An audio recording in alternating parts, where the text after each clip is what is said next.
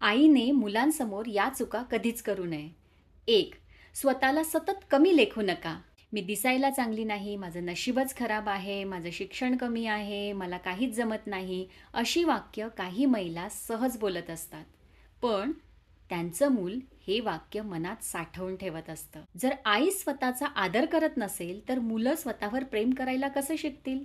तुम्ही जसे आहात तसंच तसं स्वतःला स्वीकारा, म्हणजे तुम्हाला पाहून मुलंही ते शिकतील. 2. सतत तुलना करू नका. शेजारच्या मुलाला बघ, तुझी मैत्रीण तुझ्यापेक्षा हुशार आहे, तुझा भाऊ तुझ्यापेक्षा चांगला आहे, असं आपण मुलांना सहज आणि सतत म्हणत असतो. पण लक्षात ठेवा, अशा बोलण्याने मुलं थोड्या वेळासाठी एन्करेज होतीलही, पण दीर्घकाळासाठी त्यांचा कॉन्फिडन्स कमी होऊ शकतो. प्रत्येक मुलाचा आवड, वेग, गुण, क्षमता वेगवेगळी असते. त्यामुळे कंपॅरिझन करू नका. 3. त्यांची प्रत्येक समस्या तुम्हीच सोडवू नका.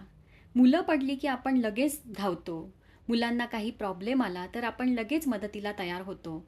पण असं केल्याने ते डिपेंडंट होतात. हे असं आपण प्रेमामुळे करतो, पण असं केल्याने मुलं निर्णय घ्यायला आणि स्वतःचे प्रॉब्लेम स्वतः सॉल्व्ह करायला शिकत नाहीत. 4. घरात सतत तक्रारीच करू नका, वाद घालू नका. मीच सगळं करते, माझ्यासाठी कुणीच काही करत नाही, माझ्या नशिबात फक्त कामच आहे, अशी वाक्य आपण सतत बोलत असतो. पण याचा मुलांच्या मनावर खोल परिणाम होतो आणि घर म्हणजे तणावाचं ठिकाण असं त्यांना वाटायला लागतं. अडचणी सगळ्यांच्या आयुष्यात असतात, पण आपण सतत तक्रार करत गेलो तर मुलंही छोट्या छोट्या गोष्टींची तक्रार करायला शिकतात. आपण अडचणींना सामोरं जायला आणि त्याकडे पॉझिटिव्हली पाहायला शिकलं पाहिजे, म्हणजे आपली मुलंही आपल्याला फॉलो करतील. 5.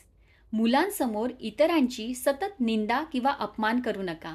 शेजारी, नातेवाईक, घरातील व्यक्ती यांच्या मागे त्यांच्याबद्दल आपल्याला वाईट बोलण्याची सवय असते.